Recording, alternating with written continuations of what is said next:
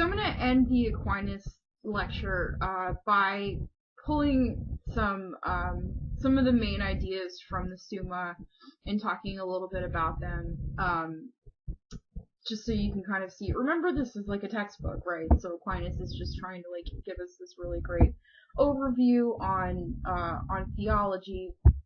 It's very tinged with Aristotelian philosophy, obviously. So I'm going to kind of jump around a little bit, but if you have any questions, just let me know. One of the things that Aquinas talks about is that there are 4 types of law. And this is pretty interesting, I think, because the distinction between types of law is something that definitely carries over beyond him. So you have, on the one hand, you have eternal law. This is God's law, and we actually don't have access to this. We don't know what God's plan is. So this is the level of law that humans can't access. Below that, you have divine law. That's the way the law is revealed to man through the scriptures. And it's important to know that we're not talking just about like legal law, but we're also talking about laws of nature, right? Laws of the universe and stuff like that. And that's where natural law comes in. Natural law involves the way that rational creatures participate in eternal law. So even though we can't know what eternal law is, we still participate in it. We follow eternal laws by existing and following the laws of nature and stuff like that. And then finally, human law is the law that we create, right? So that's going to refer mostly to legal definitions of law. Women. Well, Aquinas has some views on women that are not uncommon for the Middle Ages, even if they are kind of disgusting. So, and they come straight from Aristotle too, so it's not like these are totally his fault. But he says, woman is made as a helpmate to man, not to help him in any other kind of work, but only as a helpmate in procreation. Because remember, man can get really efficient and effective help from other men in any other way, but women's function on the planet is to help men procreate. So that is what that is. Just war theory is really interesting. So Aquinas gives us 3 conditions under which a war would be considered just. And he actually gets all of these from St. Augustine, who we don't talk about, so it's cool to talk about these here. So if any war doesn't fit these characteristics, it's considered an unjust war. It's really interesting to look at the Crusades from these perspectives because they don't look like a just war at all. No, but nor does any other war that's ever been fought, I guess. So the first condition is that the ruler has to have the authority to go to war, to declare war. So it has to be a leader, a king, someone. I can't just declare war on my little sister and like send a bunch of troops to her house. You have to have just cause. And he gives us some examples of what just cause are. So avenging injuries.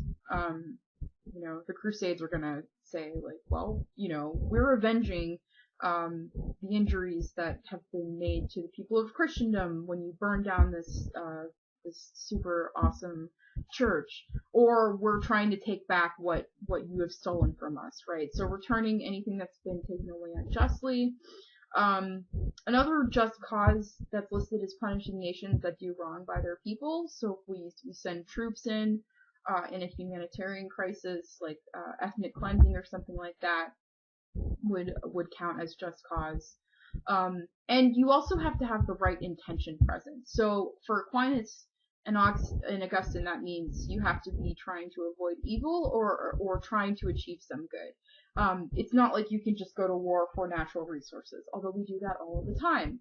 So I think it's a really useful exercise if you're like a history buff to try to think of any wars that satisfy all 3 conditions, and also to look, really closely at like just cause or right authority and figure out like what you could actually mean by those things, because I think they're both terms that you can kind of spin any way you wanted to. And then the fun stuff in the Summa are the sins. So Aquinas basically walks through and talks to us about what is sinful. And if you have to ask if it's a sin, it probably is. So questions 110, 150, and 152 deal respectively with lying, drunkenness, and virginity. So Aquinas says a lie is evil in itself, and it's not permissible for anyone to tell a lie, even in order to save someone for danger. You can conceal the truth prudently by dissimulation. So like lying by omission maybe would be okay, but lying is just wrong. Also, drunkenness is wrong, and it's a mortal sin.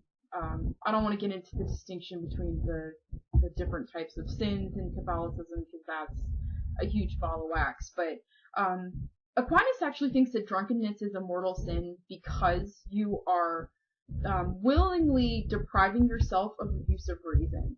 And reason is what enables a person to act virtuously and avoid sin. So a man commits a mortal sin by putting himself in the danger of sin when he's drunk. Fornication, right? So remember that women exist as helpmates in procreation and nothing else. And what follows from that is that the only function of sex for Aquinas is procreation, right? So he talks about promiscuity, and he even says that promiscuity is contrary to the nature of man. So the intercourse of the male has to be with a specific female, and he should stay with that woman for a long period of time or the whole lifetime. Why is this? Because he actually gives this kind of anti-deadbeat dad argument here. So men will be concerned about their offspring, and they'll be responsible for their education and the education of their children and stuff. And this wouldn't happen if sexual intercourse were promiscuous. So I think that that's kind of weird. But the thing to remember here is that any sexual activity, if it's not geared toward procreation, is sinful. It's considered sinful. And that's humanity's purpose, right? So we have this really purpose-driven philosophy that goes back to Aristotle. So homosexuality, masturbation, and bestiality. And yes, he really does refer to bestiality. All those things are classified as unnatural vices. They're considered lecherous, and they're considered serious sins. So it's always funny to sort of look at all the sins in Aquinas. There's some more. He deals with homicide. And so he basically argues that the death penalty is okay. So it's permissible to kill a criminal if it's necessary for the welfare of the whole community. Suicide is a sin for a few reasons. Abortion is a sin, obviously. He says stealing is allowed in cases of necessity. So if you're stealing a loaf of bread for your starving family, that could be okay. So to sort of wrap all of this up, the main question we want to ask when we look at Aquinas' text is whether scholasticism works, whether faith and reason can really be reconciled. And I think one problem that a lot of people have with this text is that it's very rigorous, and it really tries to scientize these notions that I think a lot of us are just not really interested in trying to scientize, right? Like the existence of God, or the social orders of people. The question I always have is like, do we really need to reason our way through God's existence? Because if we do, like, what is faith for? Like, what is faith? Why bother having faith if we have to, like, rationally argue for God's existence? Not that it's a bad thing to do something like that. And Aquinas is definitely sort of driven by the zeitgeist of his time.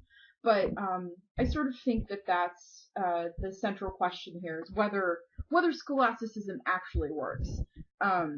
And if this is sort of an enterprise that is a useful one. Obviously, like what we're doing in this last module is sort of looking at how we have transitioned from the ancient world to the medieval world, and sort of how Christianity plays into all of that. So we'll look at that again with de Pizan, and then we'll finally look at it with Luther. So I think that's everything I have to say about Aquinas. If you have any questions, let me know.